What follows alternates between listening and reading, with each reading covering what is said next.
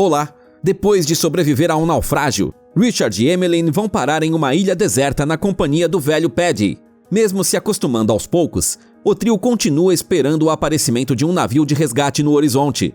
No entanto, o velho que bebe excessivamente acaba morrendo por causa de seu vício, e o Richard e a Emmeline precisam se virar sozinhos. Como será a vida na ilha deserta dessa dupla que não sabe absolutamente nada sobre relacionamentos? E será que algum dia eles conseguirão sair de lá?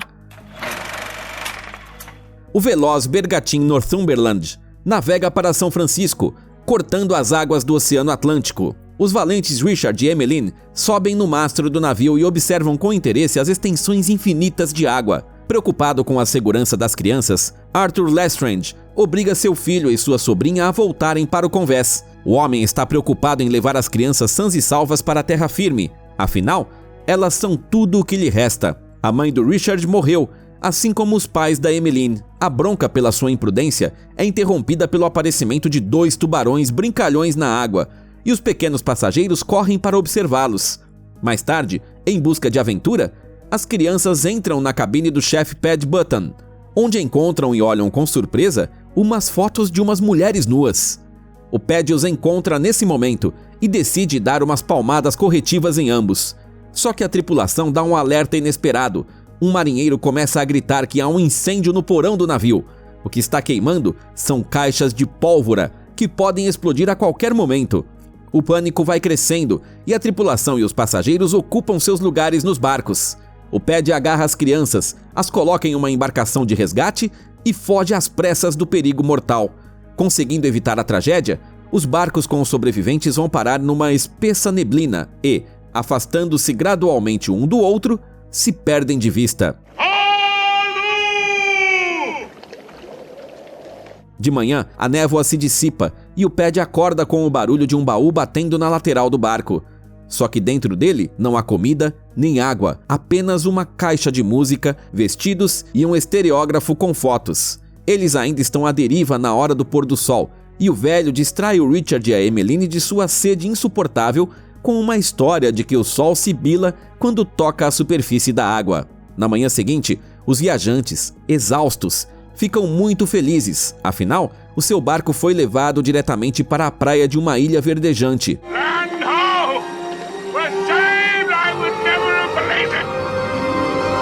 Depois de desembarcar e explorar a terra tropical, Paddy, um experiente viajante, rapidamente encontra água fresca, mangas e um cacho de bananas maduras.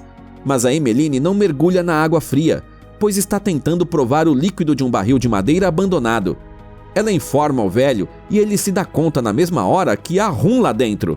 Durante esta descoberta, um alegre Richard desliza do topo da cachoeira, segurando um crânio humano em suas mãos. Preocupado com esses achados, o Paddy resolve sair dali e ir até o morro mais próximo para tentar avistar o navio de Arthur no horizonte. A Emmeline, enquanto isso, resolve comer frutinhas vermelhas tentadoras, mas o velho percebe isso a tempo, vai até a garota, tira-as de sua boca e explica que são as frutas do sono eterno, e se ela engoli-las, não acordará mais. Forçados a se estabelecer no novo local, eles sentem falta da civilização e ficam felizes em usar os achados do baú para passar o tempo de alguma forma. O Richard mexe no estereógrafo e em uma foto de noivos, o que também chama a atenção do Paddy. Ele conta com entusiasmo que foi casado 7 vezes e tem 17 filhos, a quem chama carinhosamente de diabinhos. O tempo passa. A Emmeline estuda a vida selvagem tropical local com interesse, enquanto Richard aprende com entusiasmo habilidades de sobrevivência com o Paddy. Ele pesca peixes, tece nós com plantas e ajuda o velho a construir uma pequena cabana com galhos de palmeira. O Paddy marca religiosamente o número de dias passados com entalhes no tronco de uma palmeira.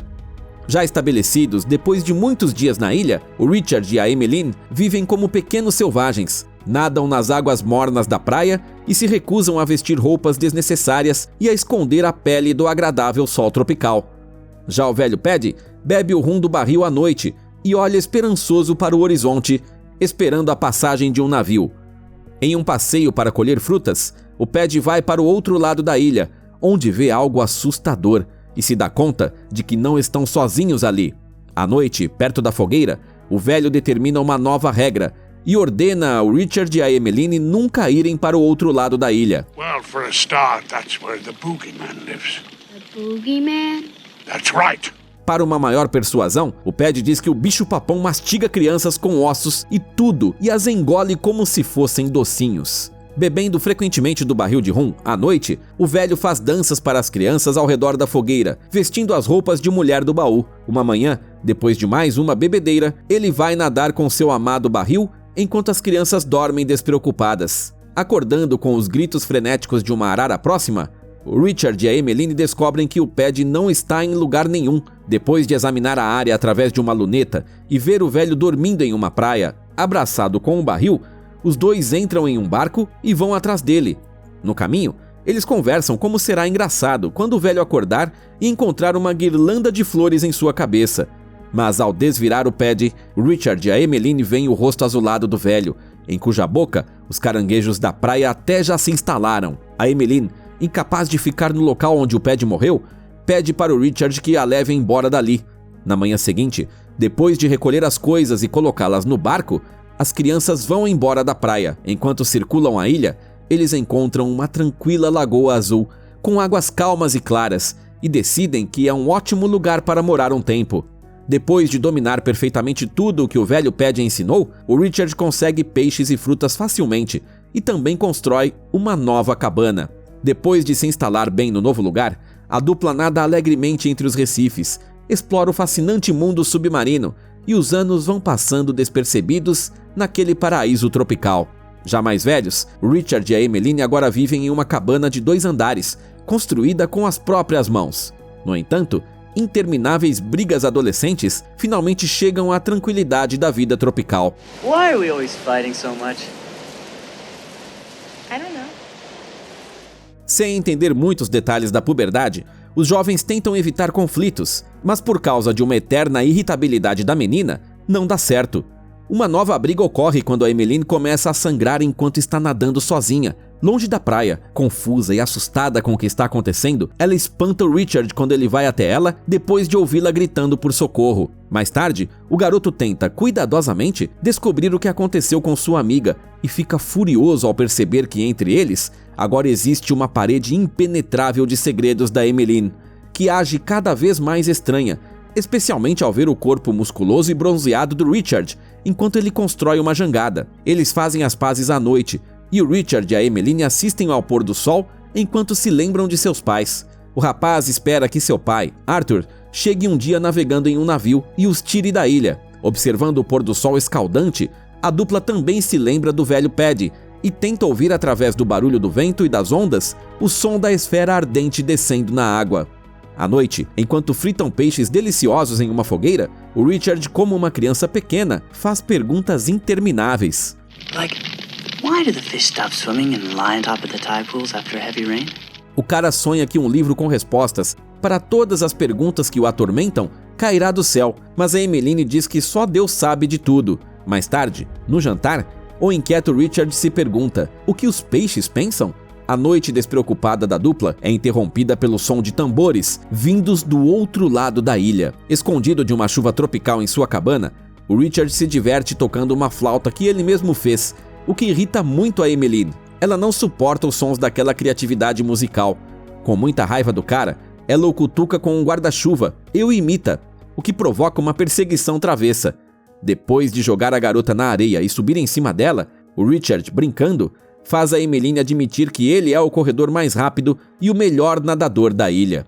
À noite, a menina sai para brincar nas ondas costeiras, cheias de plâncton luminoso. Desenhando círculos na água ao seu redor, a garota atrai a atenção do Richard, que a observa fascinado e, seguindo a amiga, ele mergulha na água fresca do mar. No dia seguinte, enquanto Richard está ocupado caçando peixes, a Emmeline vai para o outro lado da ilha. Lá, ela encontra uma enorme estátua de pedra com as características de um rosto humano. A garota acredita que a estátua é uma divindade, mas ao ajoelhar-se, vê horrorizada um fluxo de sangue vermelho espesso correndo da base. Ao voltar para a cabana, a Emmeline conta para o Richard sobre sua descoberta. Porém, o cara fica furioso por ela ter desrespeitado a regra e a deixa falando sozinha. Para acalmar seus pensamentos, a Emmeline vai dormir, mas mesmo em seus sonhos, ela é assombrada pela imagem de Deus, que é logo substituída por visões da morte do Richard. Depois de acordar do pesadelo com um grito, a garota assustada pede ao Richard que nunca a deixe sozinha e, em um surto de sentimentos sinceros, o beija na boca. Mas logo em seguida, ela se afasta como um animal assustado. O cara, interessado naquele novo sentimento incomum, se aproxima devagar da Emmeline à noite. Mas ao acordar, a garota o afasta. Pela manhã, o Richard não fala com a Emmeline de maneira bastante provocativa. Justamente no dia em que há muita tensão entre eles, surge no horizonte um enorme veleiro, que o rapaz enxerga, enquanto está longe da cabana em uma palmeira. A Emmeline, que está pendurando umas roupas calmamente, resolve não acender a fogueira no topo da colina, irritando Richard ainda mais. Furioso, ele arruma as coisas em sua jangada e, deixando a garota na praia, pretende ir para São Francisco. Mas antes de se afastar muito da praia, sua jangada afunda rapidamente, como uma pedra. A Emmeline recebe Richard na praia com provocações, às quais ele reage furiosamente. No calor da briga, a menina bate nele com um coco bem na cabeça. Em resposta, o garoto dá um forte tapa na cara dela. Ele volta para a cabana, joga as coisas dela fora e manda ela procurar outro abrigo. A orgulhosa Emmeline tenta conseguir sua própria comida, pisa em um peixe venenoso e fica com uma forte febre. É nesse estado que o Richard a encontra, e sua máscara triunfante desaparece instantaneamente de seu rosto. Em um ataque de delírio, a garota pede para ser levada até a estátua de Deus, e o Richard, assustado, cumpre obedientemente seu desejo e ora desesperadamente pela salvação de sua amiga. Depois de passar a noite aos pés da divindade, a Emmeline recobra o juízo e a dupla se reconcilia, esquecendo todas as brigas. Eles curtem despreocupadamente a vida tropical, como antes, sucumbindo aos poucos à atração mútua. Os seguintes dias na ilha se enchem de um intenso amor de um pelo outro e também pelo mundo. Os dois não se separam por um minuto, desfrutando de seu paraíso tropical. Sempre cativado pela Emmeline, Richard não deixa nem a garota comer sozinha e ela tem comido com mais frequência ultimamente. Um dia, depois de comer, ela vomita. Devido ao agravamento de seu estado, a Emmeline se recusa a ter intimidade com Richard e mostra que algo está errado com sua barriga, que está arredondada. O Richard ouve o som de um tambor do outro lado da ilha e segue o caminho já conhecido até a estátua da divindade. Observando escondido, ele vê uma dança incompreensível de uns nativos ao redor do fogo, a qual termina com um sacrifício cruel. Assustadíssimo, ele corre para a cabana e procura pela Emmeline, cujos gritos desesperados ele escuta em algum lugar da floresta. Ele já imagina cenas terríveis de um massacre feito pelos nativos. No entanto, encontra a Emmeline sã e salva, mas a garota respira pesadamente, apertando a barriga e não consegue pronunciar uma palavra, ensurdecendo-o com os gritos desesperados que são subitamente interrompidos pelo choro de um menino recém-nascido. O motivo de seu nascimento continua sendo um mistério para o casal. Why did you have a baby? I don't know. Depois do que viu à noite e depois da chegada de seu filho, o Richard começa a afiar suas lanças para o caso de um ataque de nativos sedentos de sangue. Ele pretende furar impiedosamente qualquer um que se meta em seu território. Os pais jovens ficam completamente envolvidos na criação do recém-nascido. Os primeiros dias de vida dele na ilha são maravilhosos para eles. A Emmeline passa o tempo com o bebê, cheia de ternura e amor, ensinando-o a nadar debaixo da água, algo que ela compartilha com entusiasmo com o Richard. A partir desse momento, tanto na terra quanto na água, o trio se torna inseparável. Os pais proporcionam ao bebê de cabelos loirinhos a melhor infância que pode haver em uma ilha deserta. Eles constroem barcos, mergulham com tartarugas e jogam jogos divertidos, ajudando o pequeno Paddy a explorar o mundo ao seu redor. Mesmo nesse paraíso tropical, o Richard ainda espera que um navio apareça no horizonte e, às vezes, passa um tempo com o Paddy na torre de vigia, olhando para longe através da luneta. Em um passeio para longe de sua cabana, o Richard e a Emmeline mostram para o Paddy uma praia de argila, onde o jovem pai, chafurdando na lama, imita o bicho-papão, fazendo o bebê gritar de alegria. Sujos de barro e irreconhecíveis, o Richard e a Emmeline não sabem que alguém os está observando através de uma luneta. O navio de Arthur Lestrange está se aproximando da ilha. Ele está procurando pelo seu filho e sua sobrinha há muitos anos. O navio navega rapidamente para perto da costa, e o primeiro a perceber é o pequeno Paddy. Trocando olhares ansiosos e lendo os pensamentos um do outro, o Richard e a Emmeline não correm em direção aos salvadores, mas pegam o Paddy e se escondem nos densos matagais tropicais. Arthur, sem reconhecer seu filho e sua sobrinha, instrui o capitão a continuar navegando. No mesmo dia, o feliz trio vai de barco até sua velha cabana para que o Richard colha bananas. A Emmeline fica de olho na praia, não concorda em se aproximar da cabana e fica com o Paddy. Curioso para explorar a nova área, o pequeno colhe tentadoras frutas vermelhas do mato e as leva para o barco enquanto a Emmeline se perde em seus pensamentos. Voltando para o Paddy, ela se senta com o bebê no barco e espera o retorno do Richard que, nesse momento, colhe cachos de frutas maduras. Sem que a Emmeline perceba, o barco navega para longe da costa. Depois de perder um remo, a menina não consegue mais lidar com a situação sozinha e pede ajuda ao Richard, que imediatamente vai nadando até a família. No entanto, um tubarão sanguinário aparece de repente atrás dele e, ao lutar com ele, a Emmeline perde o segundo remo. O barco se afasta cada vez mais da costa. Com as mãos, o Richard tenta alcançar pelo menos um remo, mas todas as tentativas são em vão. Vencendo o desespero e aceitando o inevitável, o trio fica à deriva no barco, indo cada vez mais longe em mar aberto sem comida e sem água. Os dias passam, a sede e a fome aumentam. O esperto Paddy começa a comer as frutas vermelhas maduras que ele mesmo colheu na praia e colocou no barco.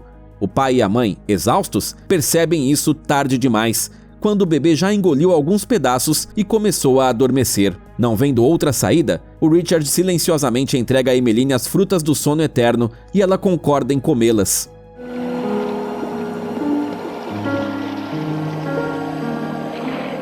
O veloz bergatim avança rapidamente, movido à vela, cortando as águas do Oceano Atlântico. O vigia do mastro informa ao Arthur que avistou um barco a bombordo. O capitão dá a ordem de lançar uma embarcação na água, com esperança de se aproximar do barco à deriva. Ele reconhece seu filho Richard e sua sobrinha Emmeline nos rostos daqueles adultos. Ansioso, ele pergunta ao marinheiro se eles estão mortos. Ele responde que estão vivos, só estão dormindo. Como sempre, você encontra o nome do filme na descrição do vídeo. Conte para nós nos comentários o que você acha. O velho Paddy enganou as crianças sobre as frutas para que eles não comessem tudo o que encontrassem na ilha? Ou foi o marinheiro que se enganou no final? Não se esqueça de curtir este vídeo e se inscrever no canal para não perder o próximo resumo legal.